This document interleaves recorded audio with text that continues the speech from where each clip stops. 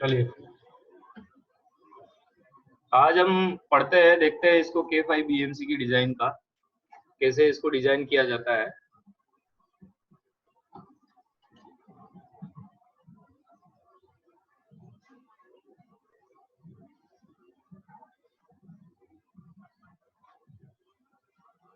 ये है कि K5 BMC AI डिजाइन जो है वो दो तरीके से की जाती है, मतलब दो उसके पार्ट है। एक इंटरफेस डिजाइन का है, एक एप्लीकेशन लॉजिक डिजाइन का है। जो सॉफ्टवेयर वाला पार्ट है वो एप्लीकेशन लॉजिक डिजाइन वाला पार्ट है, और जो अपने बाहर का वायरिंग डायग्राम होगा इंटरलॉकिंग का इक्विपमेंट का, जैसे कि सिग्नल का है, पॉइंट का है, ब्रेक हैंडल का है, गेट का है, स्लाइडिंग का है, स्लोप का, ब्लॉक का, एक्सेल काउंटर का, जिसका भी होगा वो सिस्टम के और बाहर में इन सब इंटरलॉकिंग के बीच में जो भी वायरिंग होगी और जो भी ये होगा वो सब अपना इंटरफेस डिजाइन में आएगा। तो दो तरह से अपने को इसको डिजाइन करना पड़ेगा, एक तो इंटरफेस डिजाइन करना पड़ेगा और एक एप्लीकेशन लॉजिक डिजाइन करना पड़ेगा। ठीक है, इसी को अपन आगे देखते हैं कि किस तरह से किस किस स्टेप वाइज में ये इसको डिजाइन किया जाता है।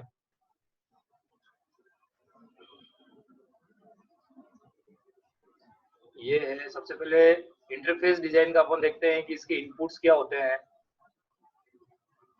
ये सब इसके इनपुट्स है। एक SIP होना चाहिए आपके पास में, अप्रूव्ड पैनल डायग्राम होना चाहिए, रिले और SM रूम का बिल्डिंग लेआउट होना चाहिए, पावर सप्लाई स्कीम और PI होना चाहिए, मतलब जो भी पावर सप्लाई का है, EI के लिए क्या पावर सप्लाई का अरेंजमेंट किया गया है, कैसे किया गया है, ये सब आपके पास में होने चाहिए। ये सब इनपुट्स होने चाहिए आपके पास में। ठीक है, इंटरफेस डिजाइन में ये इसको भी फर्दर दो उसमें डिवाइड किया गया है कि बेसलाइन डिजाइन है और डिटेल्ड इंटरफेस डिजाइन है। ये सब अपन आगे मतलब इसको देखते हैं कि किस तरह से इसको किया गया है। ठीक है,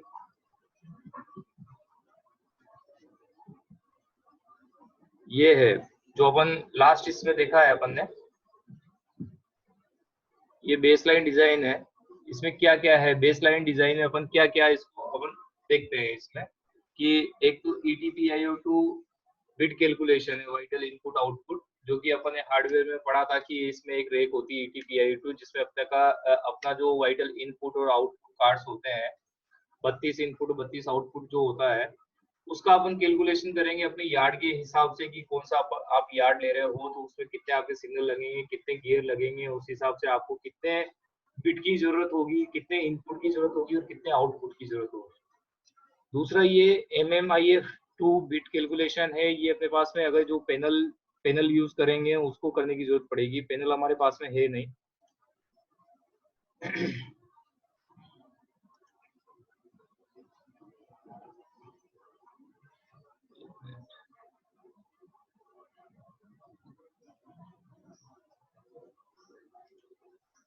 ठीक है, ये MMIF2 बिट कैलकुलेशन, इसकी अपने को फिलहाल अपनी जरूरत पड़ेगी नहीं इसमें, क्योंकि अपने पास में यहाँ पैनल है नहीं। जहां पर पैनल और वीडियो दोनों लगे वहां पर इसका करने की जरूरत पड़ती है। उसके बाद ETPIO2 और MMIF2 के बोर्ड कैलकुलेशन में कितने कार्ड आपके, जैसे एक कार्ड में, एक ETPIO2 कार्ड में आपके कितनी रेक लगेगी, उसमें कितने कार्ड एकोमोडेट होंगे, एक कार्ड में 32 इनपुट 32 आउटपुट आते हैं, तो उस हिसाब से आपके कितने कार्ड की जरूरत है आपको, स्पेयर को भी काउंट करते हुए कितने क्या क्या लगेगा, वो सब कैलकुलेशन अपन इसमें करेंगे। सिस्टम कॉन्फ़िगरेशन, सिस्टम कॉन्फ़िगरेशन इसमें देखेंगे कितने कितने आपके DC कन्वर्टर लगेंगे, कितने आपकी रेक लगेगी, कितनी लॉजिक सब रेक लगेगी, ये सब इसमें देखेंगे।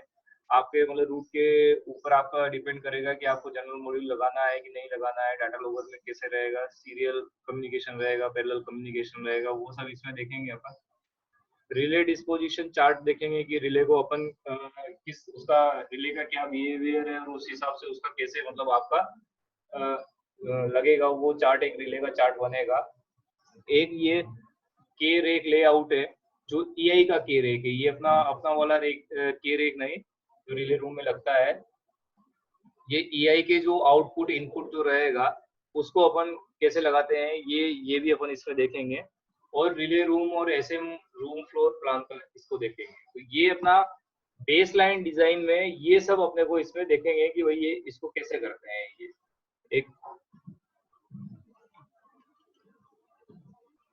ठीक है, अब सबसे पहले इसमें अपन देखते हैं कि ETPIO2 bit calculation vital input output का अपन देखते हैं इसमें। तो इसमें following information from interlocking plan, जो इंटरलॉकिंग प्लान होगा उससे अपन देखेंगे कि टाइप ऑफ सिग्नल्स हैं, कितने टाइप के अपने पास सिग्नल है, डायरेक्ट इनडायरेक्ट फीड वाले हैं, मतलब कहाँ पे आपका जीपीआर यूज कर रहे हो नहीं कर रहे हो, ये सब अपने को मतलब एक इंफॉर्मेशन अपने को बनाना पड़ेगा इसका। उसी के हिसाब से अपन बिट कैलकुलेशन करेंगे कि किस किस के हिसाब से क्या क्या अपने पास में रहेगा।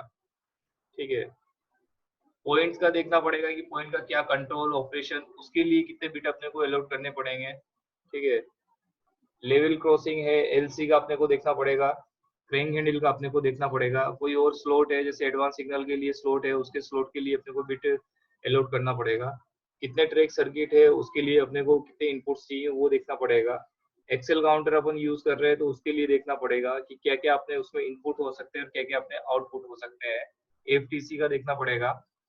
ठीक है, और type of block working with adjacent signal, ये स्टेशंस है, तो कोई ब्लॉक अगर आप यूज कर रहे हो तो ब्लॉक इंस्ट्रूमेंट यूज कर रहे हो तो उसके क्या इनपुट होंगे आउटपुट होंगे वो लेना पड़ेगा। वाइटल आउटपुट रीड वे कॉन्टेक्ट है, सिग्नल के हैं या जिसकी भी आपको जैसी पॉलिसी है उसके अनुसार आपको रीड वे कॉन्टेक्ट आपको लेना है, जो भी आउटपुट आप वाइटल आउटपुट आप दोगे उसका रीड वे कॉन्टेक्ट आपको सिस्टम में चाहिए, उसके लिए आपको बिट अलॉट करना पड़ेगा। और सिस्टम की खुद की बिट्स होंगी जैसे डीसी डीसी कन्वर्टर की या स्टार्टअप की, और जो भी बिट्स है वो आपको देखना पड़ेगा कि कौन कौन सी इसमें ले रहे हैं अपन। ये MMIF2 बिट कैलकुलेशन है, इसको अपन नहीं देखते हैं, जहाँ पे पैनल अपन यूज करते हैं वहां पे इसको देखते हैं। अभी देखिए जैसे vital input output bit calculation है, वाइटल इनपुट आउटपुट कैलकुलेशन है, तो यहाँ से अपन जैसा अभी मैंने बताया उस हिसाब से अपन चालू करते हैं कि अपना यार्ड का SIP देखते हुए, अपने यार्ड को देखते हुए, सिग्नलिंग प्लान को देखते हुए अपन देखते हैं कि यहाँ पर कितने अपने 4 एस्पेक्ट सिग्नल है, कितने 3 एस्पेक्ट सिग्नल है, कितने 2 एस्पेक्ट सिग्नल है, उसके हिसाब से अपन लिस्ट आउट करेंगे कि वाइटल आउटपुट क्या होगा। जैसे आपका कोई भी सिग्नल है उसका HR, HHR और DR, ये वाइटल आउटपुट होंगे जो सिस्टम वहां से अपने सिस्टम खुद से डिलीवर करेगा। तो एक बिट इसका HR का चाहिए, एक बिट HHR का चाहिए, एक बिट DR का चाहिए, ये आपके वाइटल आउटपुट हो जाएंगे। इसको लिस्ट आउट करेंगे कि भाई ये हमको वाइटल आउटपुट का बिट चाहिए इसको, तो 3 बिट अपन इसका काउंट करेंगे कि एक जैसे मान लीजिए S46 सिग्नल है या S39 सिग्नल है, कोई भी 4 एस्पेक्ट का एक सिग्नल है, उस एक सिग्नल के लिए अपने को वाइटल आउटपुट जो चाहिए वो 3 वाइटल आउटपुट चाहिए। मेन सिग्नल की बात कर रहा हूँ मैं, अगर वो उसमें शंट सिग्नल है, कॉलिंग ऑन है, ए मार्कर है, उसका अपन बाद में डिस्कस करेंगे। मेन सिग्नल का जो है उस विदाउट रूट, उसके बाद उसके लिए अपन बात कर रहे हैं कि उसमें 3 अपने को 4 एस्पेक्ट के सिग्नल में 3 वाइटल आउटपुट की बिट अपने को ये अलॉट करनी पड़ेगी, जो एक HR के लिए होगी, एक HHR के लिए होगी, एक DR के लिए होगी। ऐसे ही वाइटल इनपुट अपने को लेने पड़ेंगे, किसका लेना पड़ेगा कि 4 तो आपका ECR का हो जाएगा, अगर 4 एस्पेक्ट का आपका सिग्नल है तो 4 वाइटल इनपुट तो आपका जो रिले रूम में ECR होगा उसका हो जाएगा, जिसका इनपुट आप वापस सिस्टम को दोगे, जो DECR पिकअप होगी, HHECR पिकअप होगी, HECR पिकअप होगी, RECR पिकअप होगी, इसका 4 का तो आप सिस्टम को दोगे। उसके अलावा जैसा भी अपने लास्ट स्लाइड में पढ़ा कि उसका आपका आउटपुट का रीड बैक भी वापस चाहिए। रीड बैक चाहिए मतलब सिस्टम के लिए वो क्या हो गया, इनपुट हो गया है, तो DR का जो रीड बैक होगा वो सिस्टम को इनपुट जाएगा, तो एक बिट इसके लिए लोड करना पड़ेगा, एक HHR के लिए करना पड़ेगा और एक HR के लिए करना पड़ेगा।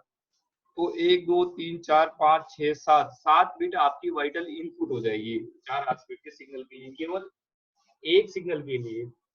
ऐसे ही नॉन वाइटल इनपुट होगा, ये एक बटन का आपका नॉन वाइटल इनपुट हो गया। ठीक है, ये 4GN है, जैसे ये हो गया है,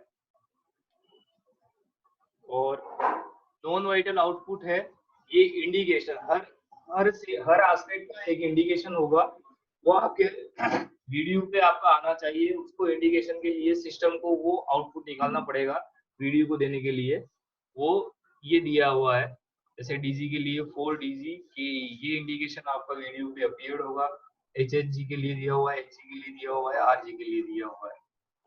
ठीक है, तो इसके हिसाब से हमने बिट एक एक सिग्नल को लेके जो 4 एस्पेक्ट का सिग्नल है उसको लेके हमने vital output relay vital output bit कितनी चाहिए, वाइटल इनपुट बिट कितनी चाहिए, नॉन वाइटल इनपुट कितने चाहिए, नॉन वाइटल आउटपुट कितने चाहिए, वो सब हमने यहाँ पे लिस्ट आउट कर लिया एक सिग्नल को लेके कि इतनी बिट हमको चाहिए, इसमें इतनी वाइटल आउटपुट चाहिए, इतने वाइटल इनपुट चाहिए, इतने नॉन वाइटल इनपुट चाहिए, इतने नॉन वाइटल आउटपुट चाहिए। अब इसी के साथ में हम रिले भी इसमें काउंट करते चलते हैं कि जैसे ये QN1 है, ये आपका 3 रिले है DR, HHR, HR। ये रिले अपने QN1 रिले लगती है, वो 3 रिले काउंट हो गई है। और जो ECR है वो 4 रिले लगेगी अपनी DECR, HHECR, HECR, RECR। तो 4 रिले अपनी ECR हो गई है। तो एक 4 एस्पेक्ट सिग्नल के लिए अपने vital input output, non vital input output हो गया है। और उसके लिए अपने रिले रूम में कितनी रिले लगेगी, बाहर जो इंटरफेस में जो रिले लगेगी वो भी अपन ने कैलकुलेट कर लिया कि इतनी रिले अपनी यहाँ पर इसकी लगेगी 4 एस्पेक्ट के लिए। सिमिलरली 3 एस्पेक्ट के लिए भी सेम यही होगा, उसमें एक एस्पेक्ट कम हो जाएगा, HHR का कम हो जाएगा, वही यहाँ पर उसी हिसाब से ये सब कम हो जाएंगे, उसी हिसाब से रिले की काउंटिंग कम हो जाएगी। एक HHR कम हो जाएगा तो QN1 रिले भी कम हो जाएगी, और एक HHCR की एक ECR रिले भी अपनी यहाँ पे कम हो जाएगी। ठीक है, ऐसे ही अपना 2 एस्पेक्ट सिग्नल होगा तो उसके हिसाब से भी अपन ये कैलकुलेशन कर लेंगे।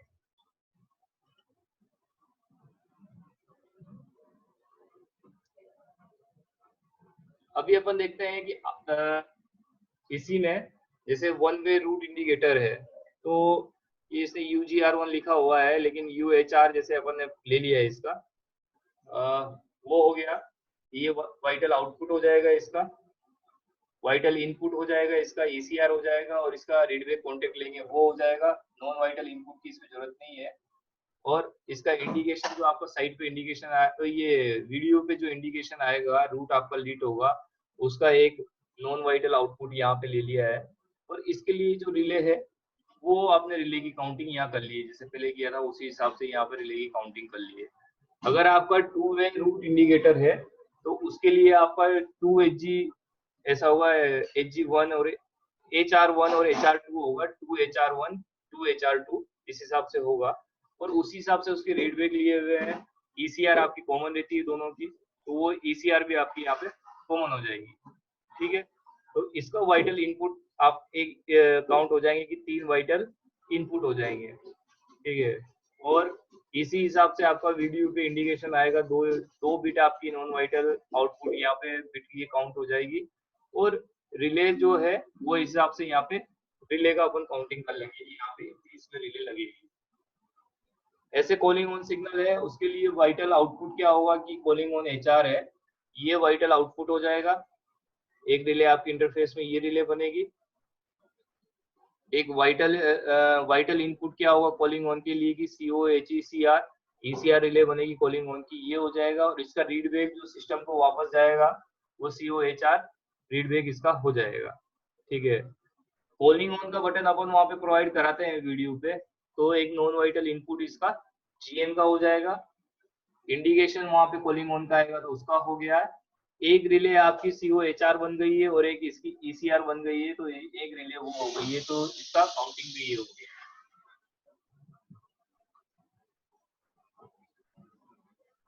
ऐसे सेमी ऑटोमेटिक सिग्नल है, जैसे अपना एडवांस सिग्नल आपने लिया तो उसका उसके लिए उसका जो HR बनेगा उसका एक वाइटल आउटपुट हो जाएगा, उसका ECR हो जाएगा, एक उसका रीडबैक कॉन्टेक्ट हो जाएगा, उसका इंडिकेशन हो जाएगा, और उसका रिले का काउंटिंग हो जाएगा। ठीक है, फिक्स्ड ऑन एस्पेक्ट वाला है जिसमें RECR ही रहेगा, इसका इंडिकेशन रहेगा, और इसका एक ECR की रिले रहेगी।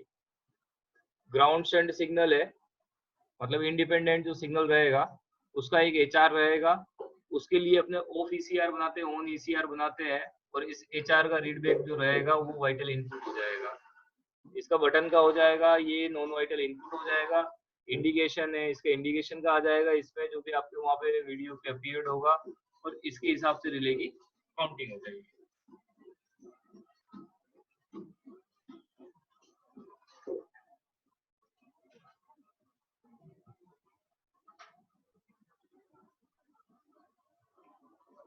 ये अगर आपका डिपेंडेंट सिग्नल है, शंट सिग्नल है, तो उसके लिए आपका वाइटल आउटपुट केवल उसमें एचआर आएगा, उसका हो गया है। ऑफ ईसीआर हो गया, ऑन ईसीआर इसमें रहेगा नहीं, सिग्नल के ऊपर डिपेंडेंट रहेगा तो उसके लिए वाइटल इनपुट आपका ऑफ ईसीआर ही रहेगा और एचआर का रीडबैक जो रहेगा वो लिया हुआ होगा इसमें।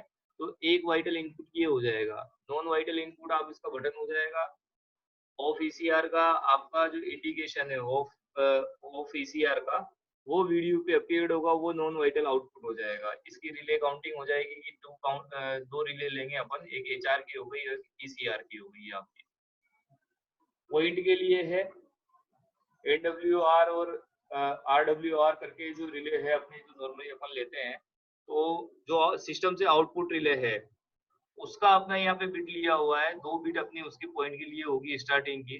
वो जो फाइनल डिटेक्शन होगा तो उसके लिए अपना एडब्ल्यूकेआर आरडब्ल्यूकेआर जो इंटरफेस की रिले रूम में पिकअप होगी, उसका इनपुट अपने यहाँ पे लिया हुआ है जो सिस्टम को जाएगा। तो 2 बिट अपनी इसकी हो गई, 2 बिट इसकी हो गई। नॉन वाइटल इनपुट है WN, जो बटन के लिए अपन लेंगे। एक इसका हो गया है नॉन वाइटल आउटपुट। इनका इंडिकेशन जो अपीयर्ड होगा वो आप पे अपने जो स्टडी बताएगा या जैसा है वो फ्लैशिंग बताएगा, उसके हिसाब से अपने 2 नॉन वाइटल आउटपुट ये हो गया है। और रिले अपना ये हो गया है QN1। कौन सी रिले होगी? QNA1 रिले ये हो गई। ठीक है, ऐसा है। क्रैंक हैंडल के लिए हो गया है। सिमिलरली इसके स्लॉट देने के लिए और लेने के लिए जो दिया हुआ है वाइटल आउटपुट और वाइटल इनपुट है, उसका बिट अपन यहाँ पे कैलकुलेट कर लेंगे। ऐसे ही नॉन वाइटल इनपुट का अपन कर लेंगे, नॉन वाइटल आउटपुट का हो जाएगा और रिले की इसकी काउंटिंग हो जाएगी। लेवल क्रॉसिंग के लिए XCKR है, उसका वाइटल आउटपुट हो जाएगा। वाइटल इनपुट ले लेंगे, नॉन वाइटल इनपुट ले लेंगे और उसका इंडिकेशन जो भी अपीयर्ड होता है वो ले लेंगे और उसकी रिले की काउंटिंग हो जाएगी अपने पास।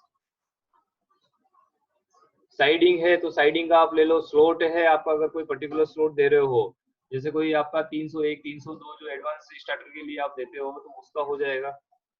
इसकी भी आप काउंटिंग कर लोगे इस तरह से, रिले की काउंटिंग हो जाएगी, ये इस तरह से काउंटिंग हो जाएगा। ठीक है। ट्रैक सर्किट है, फाइनली ट्रैक सर्किट है। ट्रैक सर्किट में आपका केवल वाइटल आउटपुट कुछ होता नहीं है, इनपुट है आपका साइड से जो टीपीआर आ रहा है, रिले रूम में जो पिकअप हो रहा है, उस रिले रूम उसका अपन इसमें वाइटल इनपुट देंगे, मतलब सिस्टम को उसका इनपुट देंगे। तो एक बिट एक पर्टिकुलर ट्रैक के लिए एक बिट हो जाएगी। उसका इंडिकेशन आपका TKE और TKRE, अगर आपका वो रेट बताता है तो ये, और नॉर्मल उसके लिए आपका ये इंडिकेशन आएगा आपका।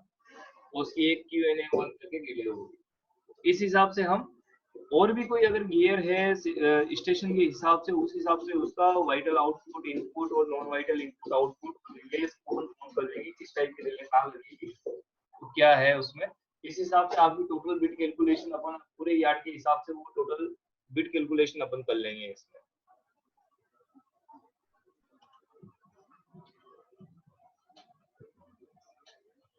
ये बिट चार्ट जो बनता है जिसका अपन बात कर रहे हैं अभी, ये है। कुछ बिट अपने को काउंटर जो है, काउंटर आउटपुट है, उसकी बिट्स को अपने को लेना पड़ेगा क्योंकि वो यार्ड के हिसाब से कितने आपको बिट की जरूरत है काउंटर के हिसाब से, उसको आप कैलकुलेट कर लीजिए। और अब ये सिस्टम की इनपुट और आउटपुट बिट्स है, वो कौन कौन सी बिट लेनी पड़ेगी कि सिस्टम के आउटपुट, आपका सिस्टम है उसमें इंटरनल आपका FCR होगा, एक false feed cut off relay होती है जो रीडबैक का अपन बात कर रहे हैं, उस रीडबैक को लेके एक FCR को बनाया जाता है। HR और ECR और रीडबैक के थ्रू अपन इसको बनाते हैं। वो FCR का एक आउटपुट बिट आपकी निकलेगी, जो एक इंटरफेस रिले में FCR रिले होगी, उसको ड्रॉप कराने की, पिकअप कराने के लिए इसका आपको लिया जाएगा। F.FCR होती है ये रिले, आपका आउटपुट बिट एक इसको कैलकुलेट करना पड़ेगा। एक question vital cut off relay है KVCR, उसकी बिट को आपको काउंट करना पड़ेगा। और सिस्टम ऑन है ऑफ है, उसके लिए आपको पावर अप करके एक रिले अपन बनाते हैं,